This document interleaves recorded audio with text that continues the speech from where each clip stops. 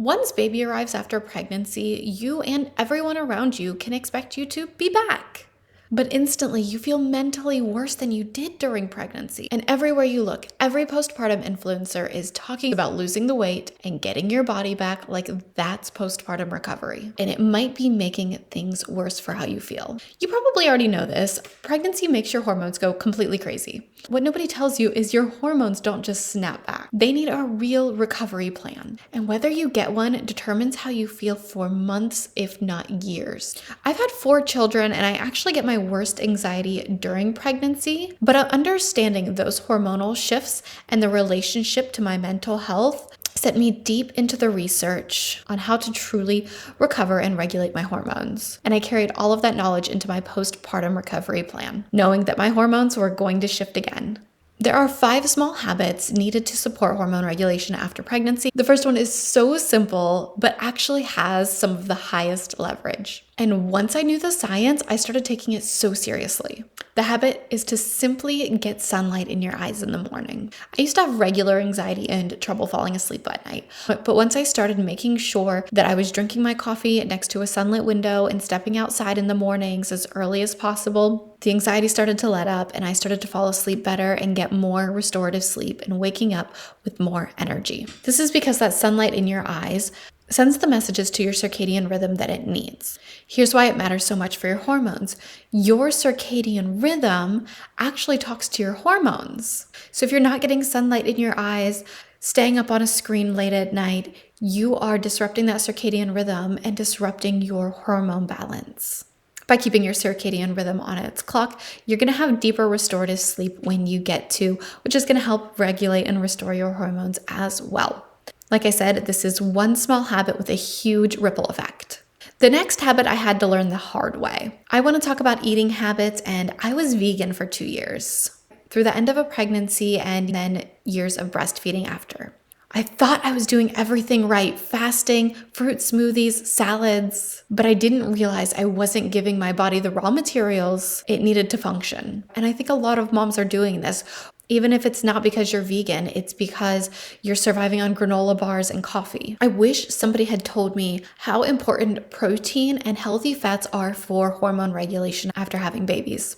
The reason the hormone shifts mess with our mental health is because of the relationship between protein and the neurotransmitters in our brain. Serotonin, dopamine, GABA, and the healthy fats from foods like sardines and eggs are actually what build up your brain and allow the neurons in your brain to communicate with your neurotransmitters. But when you're pregnant and when you're breastfeeding, and especially if you don't have good eating habits that's replenishing those on top of it, your brain, your hormones, your nervous system don't have what it needs to regulate. When I finally started eating some salmon and some eggs again, I could feel my brain turning back on and calming down. I felt happier, smarter, and more like myself. It doesn't have to be complicated. Here are some simple habits for high protein, healthy fat eating. Boiled eggs in the fridge, canned sardines or mackerel, and things like cottage cheese and avocado. These are foods you can quickly grab and will help you rebuild, recover, and regulate. I know this is a lot of information, so before we keep going, I want to let you know that I have put habits, supplements, and even recipes all together in a beautiful recovery guide for you, free in the description below. Now, the next habit is truly a reframe. We're going to talk about creating habits for moving our bodies, but not in a bounce back, lose weight way, in a I need to regulate my hormones for my mental health way. And actually, when you start exercising too hard, too soon postpartum, especially with broken sleep and a depleted body, you could just be stressing your body and raising your cortisol, further fueling that fire of dysregulation. Gentle movement does the opposite. A walk, some yoga, light stretching, or even low weight and low reps of some strength training. These are going to lower cortisol, support estrogen, trigger dopamine and serotonin in a way that really supports your brain. It's also going to help anchor that circadian rhythm we talked about earlier. You don't need a program. Take a 20-minute walk, do some yoga from the TV on your living room floor, and you're good to go. This last habit, I fought the hardest. It took me so long to make this change, but it has made probably the biggest difference out of all of these. And it's the one that changed everything the most. And that is shutting off my alarm clock. I'm a super ambitious person, and I used to set 5 a.m. alarms. I do know how important it is to get time to yourself before the kids wake up, and that's why I did it. So what I started doing instead was going to bed early with them. My body is most of the time naturally going to sleep about 9 hours, whereas the kids sleep for 10 to 11 hours. So if I go to bed at the same time as them, I should still naturally wake up before them without setting an alarm. Everything in our culture says to wake up early and be disciplined. But I had to get honest with myself that yes, I was tired. Yes, I was depleted, and my brain needed the recovery time, and I needed to respect what my brain asked for and not try to disrupt it before it was ready.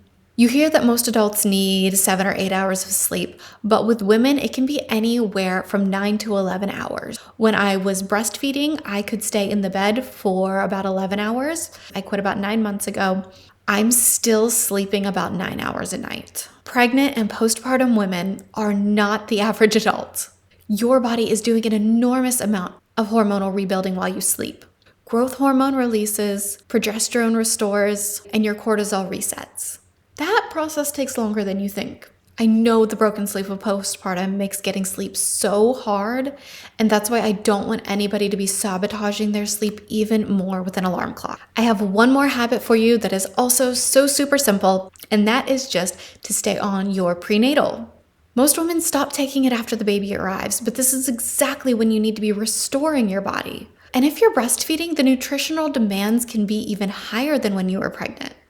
And even if you're not, your body is still trying to rebuild from one of the most intense times of its life. Your hormones can't recover without the building blocks to do it. Those vitamins and minerals in your prenatal, they're the raw material your body needs to regulate itself.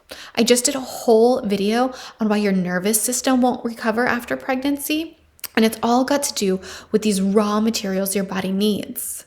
It's not just a mindset game. Keep taking your prenatal for at least as long as you're breastfeeding. If you're not, stay on your prenatal for at least a year post-pregnancy. Honestly, I don't think I'll ever stop taking my prenatal because having that baseline of vitamins and minerals all throughout our lives is so important. Get the habits, supplements, and recipes you need for a full postpartum brain recovery completely free in the description below. I'll see you in the next video.